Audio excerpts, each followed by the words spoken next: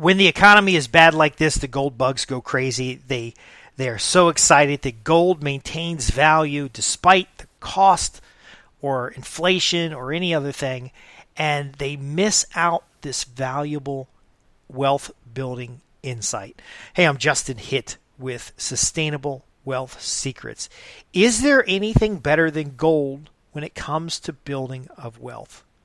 Now, we do know that many countries that have attempted to go back onto a gold standard have been persecuted.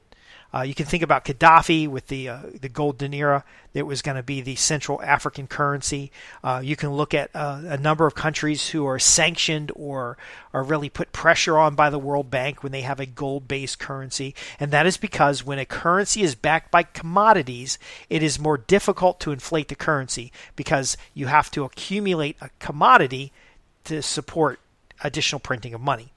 Now, in the United States, we have a fiat currency, which can be printed by the central bank.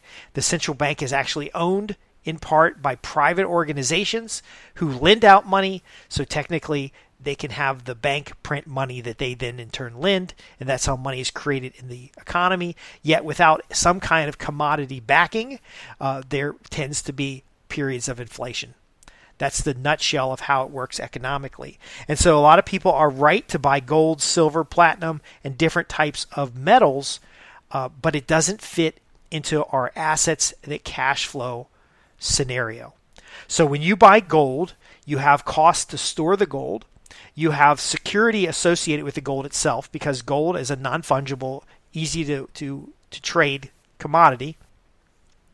There is the potential for smaller investors to buy gold that is not actually gold. In a money laundering forum, in a professional forum that I'm involved in, they were talking about how there's tungsten blended gold. So tungsten has a similar weight as gold.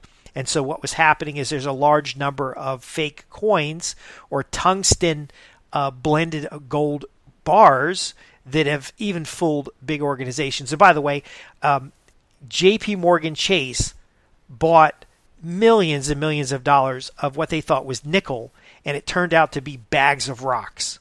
Now, they're big bags of rocks, but it wasn't nickel. So if a large corporation can make this mistake, buying gold, silver, precious metals, there is always the potential that you've purchased something that is not what it was intended to be. It may not be the purity, but essentially, though, it has holding costs. So you're either going to pay these holding costs by some third-party agency, and then in that case, you only own a piece of paper. You don't actually own the gold. You own a contract on the gold.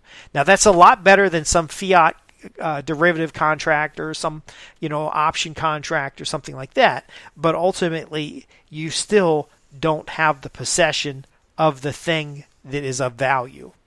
You have a paper control of the thing that is of value, but you don't have physical control of the thing that is of value. And then when you do have your physical gold, you do have holding costs. So again, it doesn't fit our assets that cash flow. So what are some assets that cash flow that are better than gold, that pay a dividend? And by the way, you can make gold and commodities pay dividends, and we'll talk about that in a second. But basically builds your wealth in a way that is that grows faster than inflation. So number one, the investment you can make that's better than gold is in your knowledge. And I'll give you a specific example.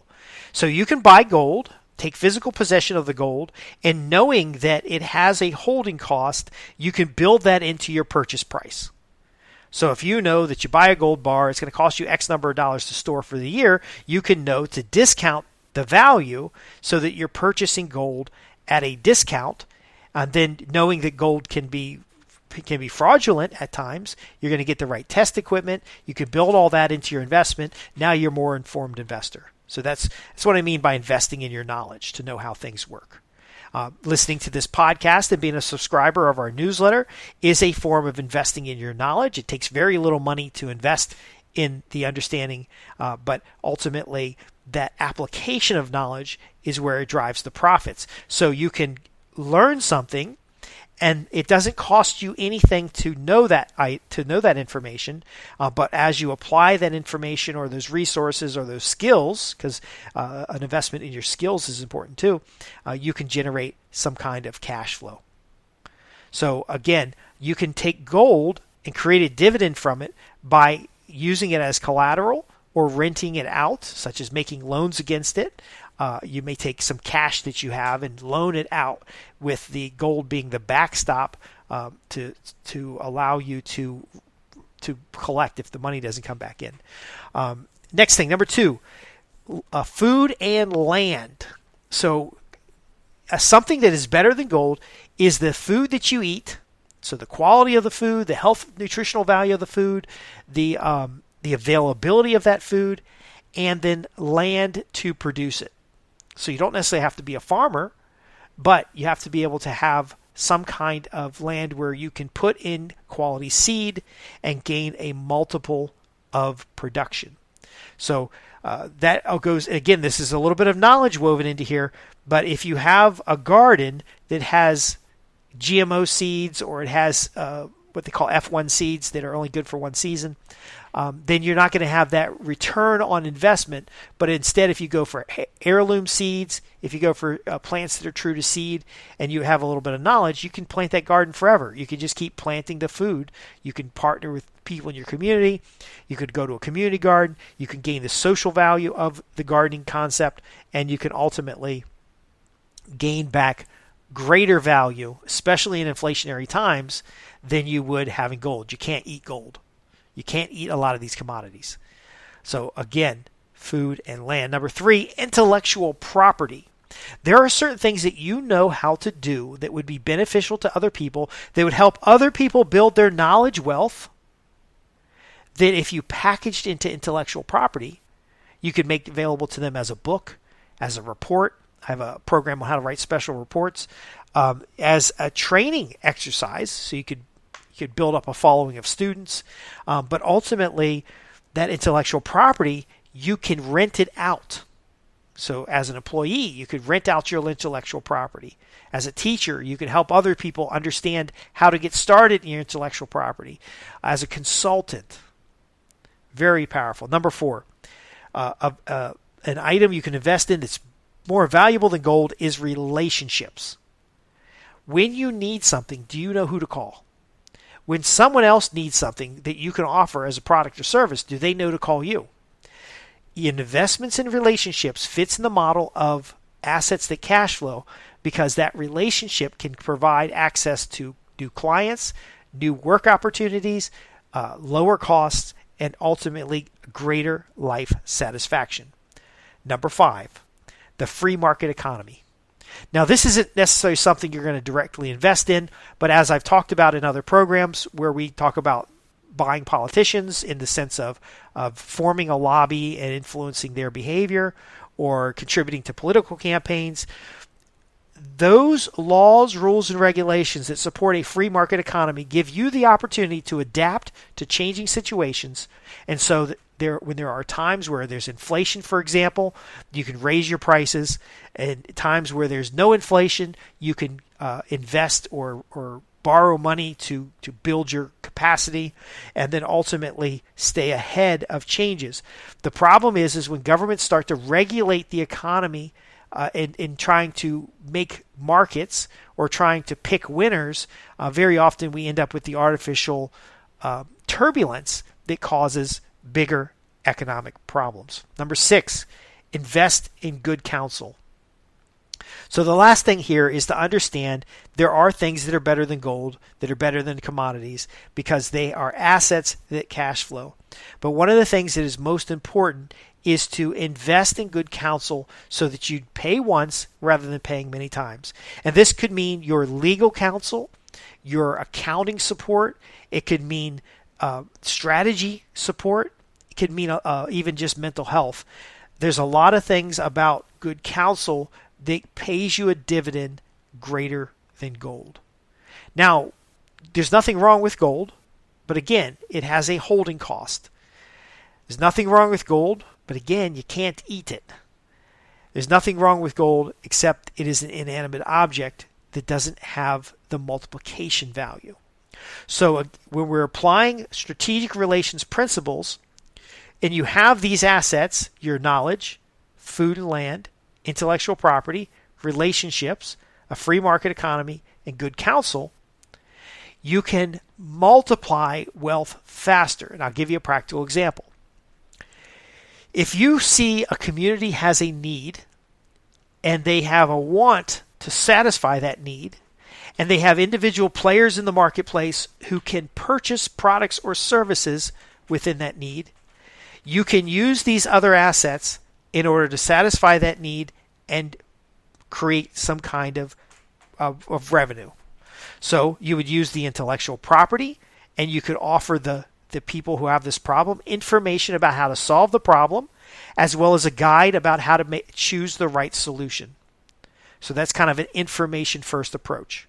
You can use relationships to partner with existing businesses so that you can take a list of people who are interested. You've made sure they're interested. You found an audience. You've got some market research, and then you take it to a friend or a new relationship, and you say, look, I've identified a market that has a need for a solution. I'd like to contract with you. You can hire them as vendors. You can partner with them. But through our relationship, we're going to serve this audience and mutually benefit. You can then go into the marketplace understanding that there's low barriers to entry, or there are manageable barriers of entry, and have a free market approach where you can adapt for this customer base. So it's basically owning the customer, and you might provide product A today, but now they have a need for product B, and so now you're going to partner again. You're going to use the relationships, you're going to use the intellectual property, and you're going to ultimately serve item B as well. And that's where a lot of conglomerates come into play. They end up being able to serve entire markets because they focus on the person rather than focusing on the product. Now, this is part of your knowledge. You've invested your time and effort and resources here to get this knowledge.